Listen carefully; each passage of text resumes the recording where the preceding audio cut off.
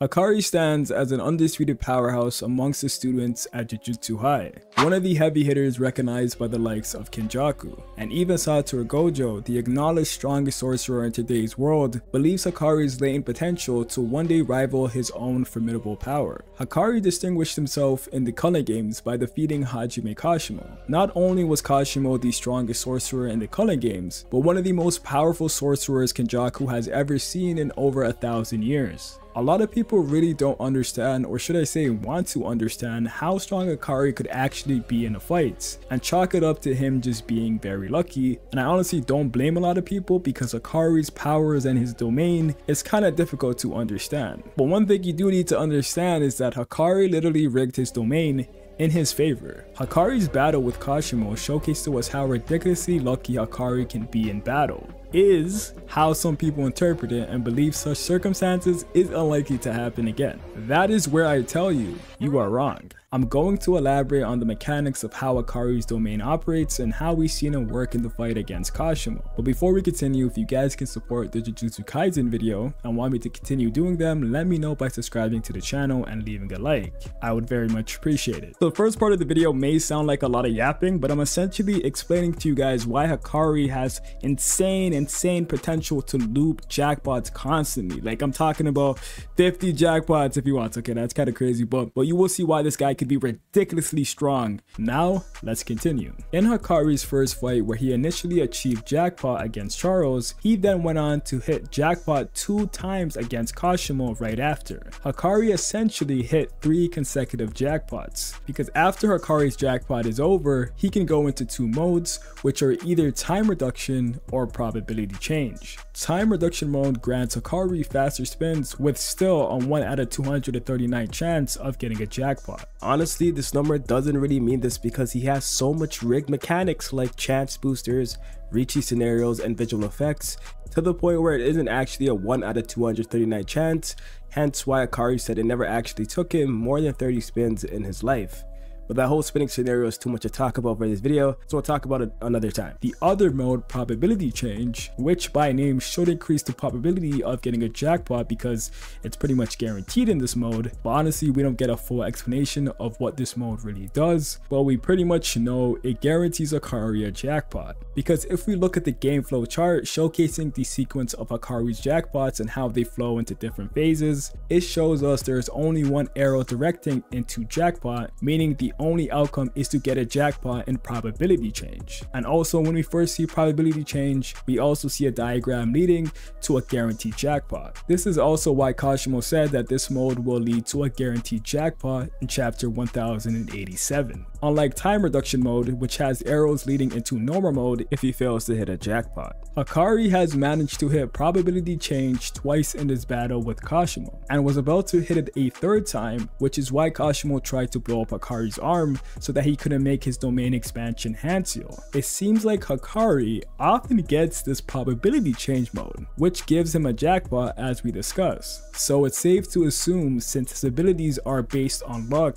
this should be a very rare and lucky occurrence. Well, that just isn't the case. It is actually very likely that he goes into probability change almost every time after jackpot. Yes, the mode that guarantees him a jackpot, because it's essentially a 75% chance for that to happen. But let me explain why. There's a theory that the number Hakari gets from the previous jackpot, even or odd, will determine what mode Hakari will be in the next time he opens up his domain expansion. Since there was a side comment saying odd numbers usually trigger probability change, so logically even numbers would trigger time reduction, and Kashimo even states this as well. That is why Kashimo believed time reduction was going to happen when Hakari opened his last domain, since his last jackpot was even numbers. Since the words usually were said about the odd numbers triggering probability change, that means the numbers determining what mode you go into isn't an occurrence that happens every single time, which is essentially why Hakari got probability change instead of time reduction, and Kashimo was surprised. Furthermore, since Hakari did get even numbers previously, he still managed to hit jackpot because in the game flowchart, it was actually said there's a 75% chance of probability change happening just in general, and the numbers don't always determine the mode. And this makes a lot more sense since there would only be a 57% chance of Hakari hitting probability change strictly off odd numbers, which makes way less sense that he was able to hit so many probability changes. And I don't know why I didn't just say this, but Hakari's last jackpot, he hit even numbers which signified time reduction, but then yet again it was confirmed he was going to get probability change if he opened his domain again, so the numbers really don't matter. So yes, Hakari would have got another jackpot against Kashimo if he actually opened his domain expansion once again, and the 2 jackpots he hit on Kashimo weren't extremely lucky. They weren't a one-time thing, it's something that's very likely to constantly happen. We further see this in the recent chapters when Hakari gets an instant jackpot against Urame or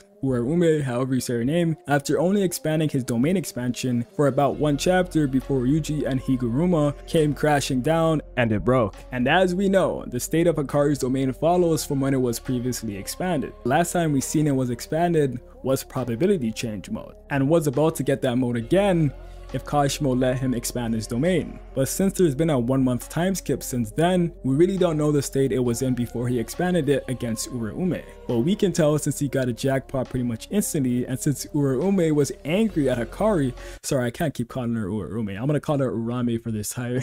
I'm gonna call her Urame for the rest of this video. And since we seen Urame was angry and Hakari was smiling coming out the domain, this means he pretty much got jackpot pretty instantly entering his domain. And we know that can only happen if you're in probability change mode, because if you're in time reduction mode, it's still very possible with how rigged his domain is combined with faster spins. He could have easily got a gold door against Urame for all we know, but within the time frame his domain was expanded then destroyed, I think it's unlikely. Or if you're in normal mode, you have to go through a whole sequence. Furthermore, Hakari has only managed to hit probability change throughout the entire series because it's what's very likely to happen, which means Hakari is very likely to loop jackpots constantly. Hakari, who was recently stated to have the best RCT in the series, even eclipsing Gojo and Sukuna while he's in jackpot. Gojo was the same person who survived Sukuna's domain expansion for a while, who Sukuna stated was using his maximum RCT output alone to survive all his slashes. And yes, for the people claiming durability was a factor, that's a whole different debate on its own, but I'll leave you with this panel. Hakari is pretty much unbeatable in jackpot unless you completely obliterate his head, so you would have to wait until the probability change mode to happen in order to kill him. But more specifically, the probability sequence that happened with Kashimo where it took some time to get a jackpot. Then again, even in that specific probability change sequence, Hakari can use pseudo spins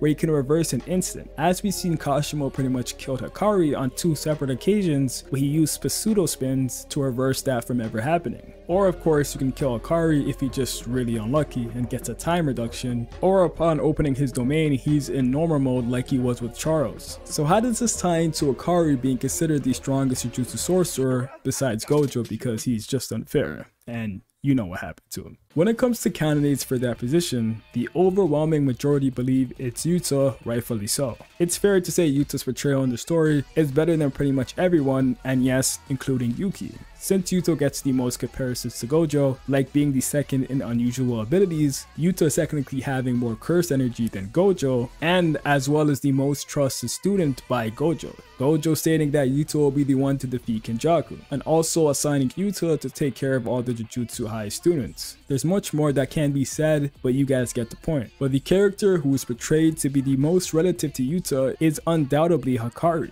Even if we're including alive characters, some people may actually argue for Yuki. That is mainly because of the overestimation of her feats against Kenjaku. I won't talk about that fight since that could be an entire different video, but some statements saying stuff like how can you hunt a beast like this, then proceeds to instantly body her with his domain expansion that had to be broken by Tengen. She does have more moments in the fight that are decently good, but there's context that can disprove her overestimated relativity to Kenjaku. Speaking of Tengen, he also requested either Yuki or Yuta need to stay with them to serve as his guards, which is indirectly implying her relativity to Yuta.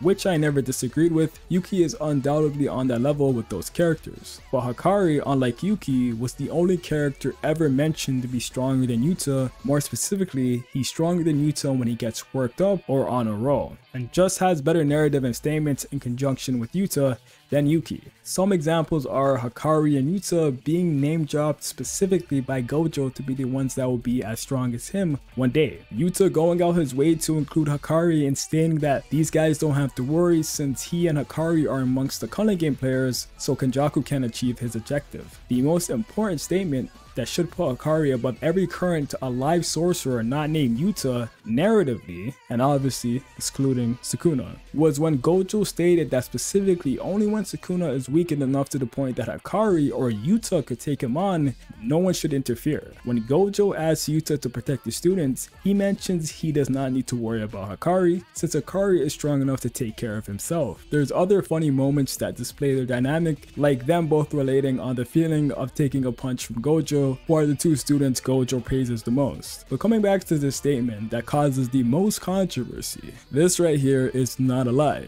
This is not cap, because this was also reiterated and confirmed in other manga official sources, saying that on a roll, Hakari is stronger than Yuta. So calling Yuta humble does not matter. Why not? Just a tad bit ironic. It does not matter that Maki chimed in saying Yuta is lying, because after she said that, Megumi completely ignores her and takes Yuta's word as absolute, which is most likely done for narrative reasons, which makes sense since Maki could be biased towards Yuta and has displayed her dislike for Hakari. There's more reasons like Maki's strange power scaling, but it just never made sense to me how Maki would be able to speak on Yuta's own strength. Some people also say the statement means Yuta says Hakari would beat him in a fight, specifically since Hakari is a bad matchup for Yuta, since Yuta can only use fully manifested Rika for 5 minutes, while Hakari on a roll would have several jackpots lasting longer than Yuta's time limit. This would make sense only if Yuta worded it as, when he's on a roll, he can defeat me.